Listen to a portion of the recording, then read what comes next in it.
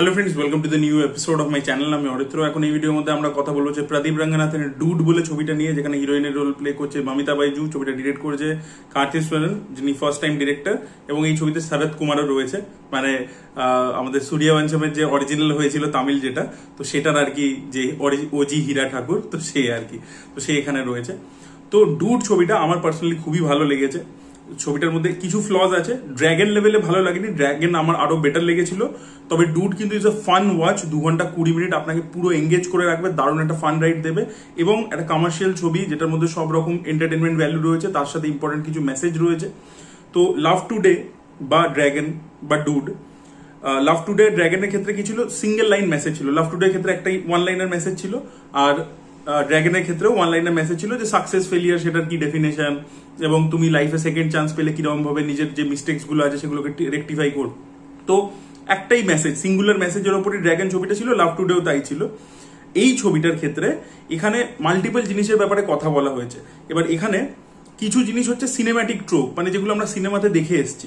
মানে ধরুন এই যে একটা প্রেমিক প্রেমিকাকে ভালোবাসে, এবং প্রেমিকার জন্য একদম যে কোনো লেভেল অব্দি গিয়ে জিনিসপত্র করতে পারে, মানে সবকিছু স্যাক্রিফাইস করে দিচ্ছে নিজে। এবার এটা খুব ওল্ড স্কুল একটা ট্রোপ, তো এটা 90s এর আমরা বলিউডেও দেখেছি, বা তারপরে সাউথের সিনেমাতেও প্রচুর দেখেছি। ইভেন আমাদের ধরুন সাথী তো অ্যাকচুয়ালি তামিল ছবির রিমেক, সেখানেও বিজয়কে আমরা এই ধরনের জিনিসপত্র করতে, তো তামিল সিনেমাতে এটা খুব ওল্ড স্কুল একটা ট্রোপ।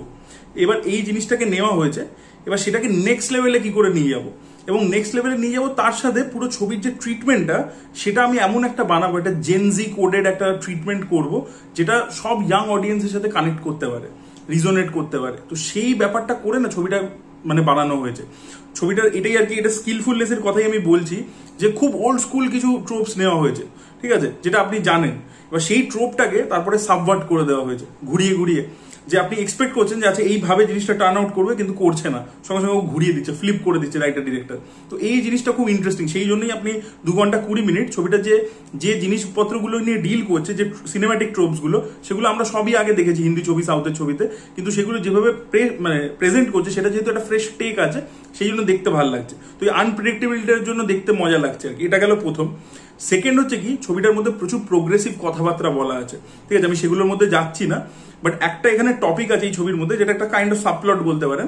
বা সেই টপিকটা এতটাই সিরিয়াস, সেটার উপরও তামিল সিনেমাতে প্রচুর ছবি হয় সেই বিষয়বস্তু নিয়ে, বাট সেটার ট্রিটমেন্টটা যে এরকম একটা ওয়েতে হতে পারে, সেটা নিয়ে যে জোক হতে পারে, এটা আমি তামিল সিনেমাতেও দেখেছি। পাওয়া কাডাইগাল বলে একটা নেটফ্লিক্সে অ্যান্থোলজি হয়েছিল, সেখানে বিঘ্নেশ শিবন এরকম একটা সাবজেক্টকে এরকম একটা মানে মোড়কে দেখেছিল ব্যাপারটাকে, মানে এরকম একটা লেন্সিং এ দেখিয়েছিল পুরো ব্যাপারটাকে। তো সেইটা কিন্তু এখানে ডুডের মধ্যে রয়েছে, এবং সেইটাই কিন্তু এই যে রাইটিং চয়েসেস গুলো জিনিসটাকে একটু হাটকে বানিয়ে দিচ্ছে আর কি। তো সেই কারণে এঙ্গেজিং স্ক্রিন প্লে খুব ভালো সেটা। আর ছবিটার মেকিংও খুব ভালো হয়েছে, যে খরচা করা হয়েছে, মানে প্রদীপ রঙ্গনাথন এরকম নয় যে ড্র্যাগন সুপারহিট হয়েছে বলে আমি ফিস বাড়িয়ে দিয়েছি, ছবিতে সেটা দেখতে পাওয়া যাচ্ছে না। তো এখানে মাইত্রী মুভি মেকার্সদের এটা সেকেন্ড তামিল ফিল্ম, তো তারাও প্রচুর খরচা করেছে এবং ডিরেক্টর রিসোর্সেস পেয়েছে, তো সেটাকে ইউটিলাইজও করেছে। আপনি পুরো মানে একটা দেখছি মিরাজে বড় পর্দায় প্রত্যেকটা সিনে যেরকম নাম্বার অফ জুনিয়র আর্টিস্ট আছে, মানে গ্র্যান্ডারটা প্রত্যেকটা ফ্রেমে আপনি ফিল করতে পারবেন। খুব কালারফুল ভাইব, এরকম সেরকম মিউজিক দিয়েছে। মিউজিকের কথা যদি বলি, সাই আফগানকারের অরুণ ব্লাড গানটা খুব ভালো, এবং সেই গানটা যেখানে যেখানে আসে, ওটা তো অনেকগুলো ভার্সন বানিয়েছে, তো সেইটা আর কি খুব সুন্দরভাবে ওয়ার্ক করে। বাট অ্যাপার্ট ফ্রম দ্যাট বাকি গানগুলো অতটা ভালো নয় আর কি। ড্র্যাগনের ক্ষেত্রে বাকি গানগুলো আমার ভালো লেগেছে, সবকটা গানই ভালো ছিল, বাট এখানে কিন্তু সেইটা নয় আর কি। কিছু আচ্ছা, ছবিটার মধ্যে সব থেকে ইম্পর্টেন্ট জিনিস কি, যে এই যে জেনজি ট্রিটমেন্টটা, যেটা উপর একটা প্লেফুল একটা ব্যাপার রয়েছে, কমেডি রয়েছে, এবার সেইটা থাকা সত্ত্বেও ছবির যে ইমোশনাল অ্যাঙ্কারটা, সেটা কিন্তু হেভি স্ট্রং। ছবিতে যখন ছবিটা আপনাকে ইমোশনাল করতে চাইছে, তখন ইমোশন একদম 100% ওয়ার্ক করছে, এবং এটাই প্রদীপের সব থেকে জিনিয়াস। প্রদীপ নিজে যখন ডিরেক্ট করে লাভ টুডের মতো ছবি, ওটাতে ডিরেক্টর হিরো নিজেই ছিল, সেখানেও কিন্তু 100% ইমোশন ওয়ার্ক করেছিল।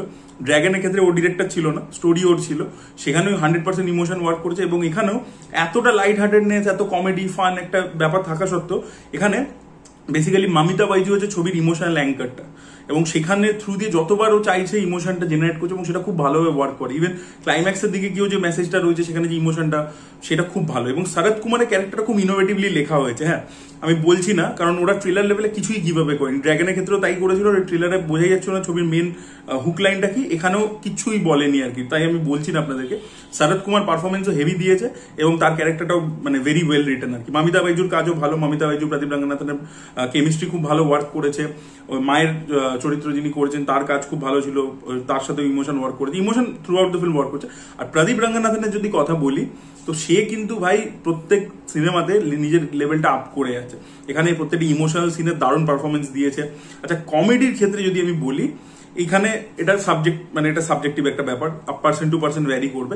আমার যেরকম মনে হচ্ছে কি যে প্রদীপ না নিজের কিছু সিগনেচার, যেগুলো ধরুন ড্র্যাগন ছবিতে পছন্দ করেছে লোকে, পা দিয়ে তালি মারে, এ করে, একটা বডি অ্যাক্টিং, এবার সেইটাকে এই ছবিতেও নেক্সট লেভেলে নিয়ে যেতে গেছে। এবার তাতে কিছু কিছু জায়গায় জিনিসপত্রগুলো একটু ক্রিঞ্জ, একটু ওভার দ্য টপ মনে হয়েছে আমার। এবার সেখানে আমি দেখছিলাম, আমি যেহেতু মিরাজে দেখছিলাম রাজারহাটে, তো ওখানে অনেক তামিল লোকেরাই এসেছিল, তো তারা কিন্তু ওগুলোতে খুব পজিটিভলি রিয়াক্ট করছিল। তো এবার এটা আমি বললাম যে এজ গ্যাপ টু এজ, মানে age group to age group ওটা চেঞ্জ করবে এবং এক একজনের কমেডি প্রেফারেন্স এক এক রকম, তো সেটা সাবজেক্টিভ। আমার ওই জিনিসটা ভালো লাগেনি।